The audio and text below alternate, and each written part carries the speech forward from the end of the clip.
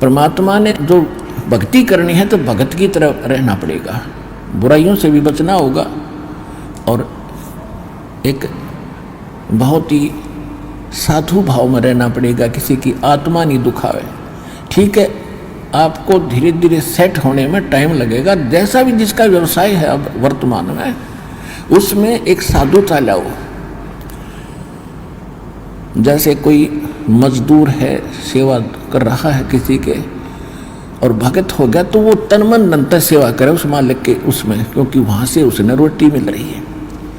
और फिर परमात्मा ऐसी प्रेरणा करेगा उस मालिक के अंदर, देख भगत आदमी होते ऐसा हो भाई। कोई चीज़ पड़ी रहो घर में, उसके लिए मिट्टी समझे, चाहे पैसा हो चाहे सोना हो, कुछ भी हो, अपनी मिली हुई 2 रोटी यानी 2 जो दिहाड़ी मिलती है उसमें संतोष सब्र करके देखा कितनी इज्जत बनेगी उसकी, और कितनी विनम्रता और उसके प्रति सद्भावना और उसका आदर बनेगा उस मालिक के हृदय में। इसी प्रकार अगर आप मालिक हैं, भगत हैं, आपके यहाँ कोई सेवादार सेवा करता है, उनको अपने बच्चों की तरह समझाए, उनको भगवान के बच्चे समझाए। वो बालक सेवा कर रहे हैं, भगवान के बच्चे हैं, उनको प्यार दे और उनके साथ कोई ऐसा गलत बर्ताव नहीं करे। और फिर कुछ दिनों में उनके दिल में ऐसी भावना होगी, परमात्मा दोनों तरफ रोल करता है, जब हम मालिक के अनुसार चलेंगे फिर उन बच्चों में भी, उन सेवादारों में भी ऐसी भावना भर देगा भी हमारे जैसा नालायक नहीं, इसे ऐसे भले आदमी के घर में रामूनी से 21 कराएंगे, सेवा में मजदूरी में 21 काम कराया करेंगे वह। तो इस तरह कितना अच्छा माहौल बनेगा। और हम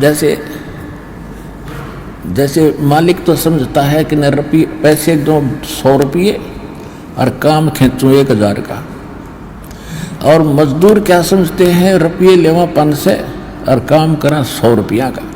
दोनों की नीयत खराब और दोनों दुखी, कर्म भी बिगड़े, टेंशन बनी रहे। तो इस प्रकार हमने अपने इस अंतःकरण के अंदर एक साधु भाव लाना पड़ेगा, और तब हम देखना आपका वातावरण कैसे बदलने लगेगा, कैसे बदलने लगेगा, पूछो मत।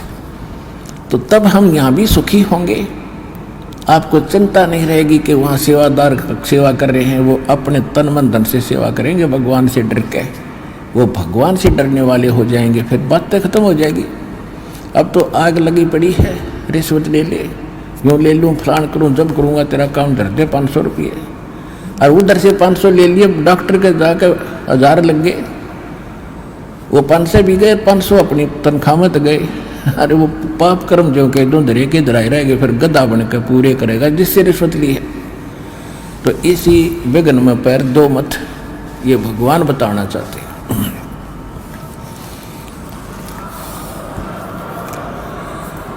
और जब आपको ये ज्ञान होगा ना, जहर दिखाई देगा आपको, और जब आप नेक नीति से चलोगे तो पूछो मत। अब दास बहुत देखता है, एक छोटा सा बच्चा ने बोला जी 55 रुपये पाए मैंने पड़े, वो घर पे ले आया, घर वाले बोले ना बेटा हमने नीचे धर दे, अपना दान पात्र में डाल दिए, इस वजह से ना हम नहीं खाएंगे। अब देख जिसके गिरे थे उसको पुण्य हुआ, अब यहाँ पर भंडारे में लग गए, और वैसे उस पर चवन्नी खर्च हो रही थी कि उसने विधि का पता नहीं, और वैसे कोई और मिल जाता, उसने जाते कहीं घुट्टी लाओ उसके 55 रुपये की, या कितने मांस मिट्टी खाओ उसको और पाप लगाओ। तो इस प्रकार हमारी नीत साबित होगी, भगवान खुश होगा, और जब भगवान खुश होगा तो फिर कमी नहीं रहेगी। हमने परमात्मा को प्रसन्न करना है, और परमात्मा प्रसन्न होगा तो फिर कमी किस चीज की, फिर तो क्या बताते हैं परमात्मा, साईं इतना दीजियो जामे कुटुम समावे, हम भी भूखे न रहे, अतिथि न भूखो जावे। इससे अधिक मांगना इस काल की जेल में हमारी महामूर्खता है कि इतना ही मांग लो बस तुम, इसमें सब कुछ मिलेगा, क्योंकि ये कलयुग है और कलयुग में मशीनरी जरूरी होगी, तो आप इतना ही मांगो जामे कुटुंब समावे, यानी रिक्वायरमेंट ऑफ द फैमिली, परिवार की आवश्यकताएं, ये है जामे कुटुंब समावे, और हम भी भूखे ना रहें और अतिथि न भूखा जाए। फिर देगा आपको, और फिर रहो मालिक के वचनानुसार चलो। फिर कैसे, जैसे परमात्मा कहते हैं,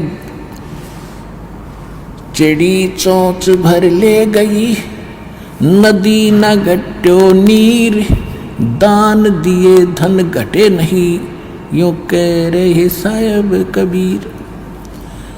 परमात्मा अपना साइन कर रहे हैं इस वाणी को बोल करके, कह रहे साहिब कबीर कि दान करने से धन नहीं घटेगा, ये नियम है ईश्वर का, परमेश्वर का। और दान सुपात्र को करे, गुरु बिन माला फेरते, गुरु बिन देते दान, गुरु बिन दोनों निष्फल हैं, चाहे पूछो वेद पुराण। देते को हर देत है, जहां तहां से आण, अण देवा मांगत फिरो, फिर साहिब सुने ना कान। अब परमात्मा ने एक भूमिका करके दिखाई हमारे को कि साईं इतना दीजियो जिसमें कुटुंब समावे, एक धानक, एक जुलाहा, सुबह से लेकर शाम तक एक बारीक बारीक तार इकट्ठे करके धागे और कपड़ा बुनता है। एक दिन में मुश्किल से भी 5 फुट 10 फुट बना पाता है, 5 फुट 4 फुट, और बहुत लंबा सैकड़ों फुट का तार वो थान बनाना पड़ता है, ताना बनाते थे। वो हफ्ते में पूरा होता। उसकी जो मेन ताना मालिक को मिलता, उसमें से अपने परिवार के लिए जो आवश्यक सामग्री थी, खाद्य पदार्थ लाते, और शेष बच जाते उसको सत्संग और भंडारा में लगाया करते थे। इस प्रकार परमात्मा हमें उदाहरण देते हैं कि इस लोक में अब भगवान की भक्ति अवश्य करो, पूर्ण संत से प्राप्त करके, फिर परमात्मा एक्शन में आवेगा।